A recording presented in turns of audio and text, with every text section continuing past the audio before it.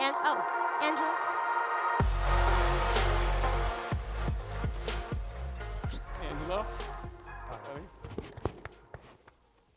Angelo? Welcome back to Milan. Thank you very much. Great to see you here.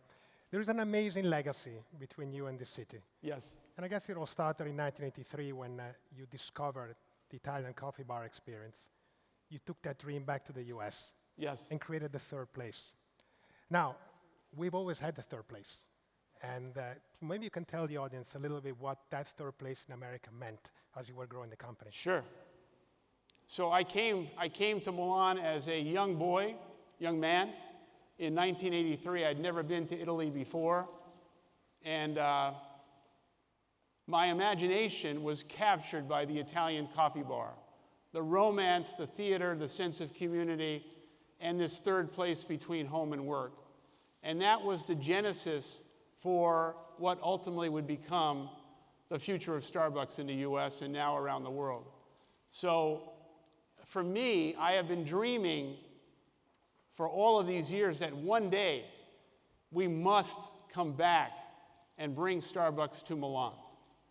So in early September at the post office building at Cardozo Square, we will open a Starbucks roastery that hopefully will earn the respect of the Italian people, and we are coming here not to teach the Italians how to make coffee. No, I'm not doing that.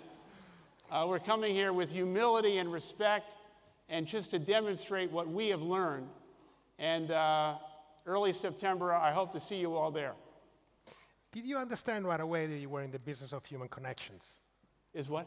That you were in the business of human connections. Yeah, I think what we learned over the years is that coffee is this incredible catalyst for conversation, human connection, humanity, and I think what we're all longing for, which is this opportunity to be with other people. And Starbucks became that. There are some relationships that you have developed during the course of the years right here in the city of Milan. The first one is with Aldo Lorenzi, the famous owner of the cutlery shop in Monte Napoleone. You actually dedicated a chapter in your book about him. So, people ask me, where do you get your own inspiration from? And I view myself as a merchant, which is an old style, really business. And there are few merchants in the world today. Mr. Lorenzi, his store, his cutlery store, captured my imagination. And when I walked in there, I couldn't believe that a store existed just selling knives. But his craftsmanship, his artisan nature, and his love of his product and his craft was so infectious that I had to meet him. And I asked Angelo, can you arrange a meeting with Mr. Lorenzi? And he wasn't very interested in meeting me. And I said, please. So Angelo and I sat down, we finally met him, and I said, how many stores do you have?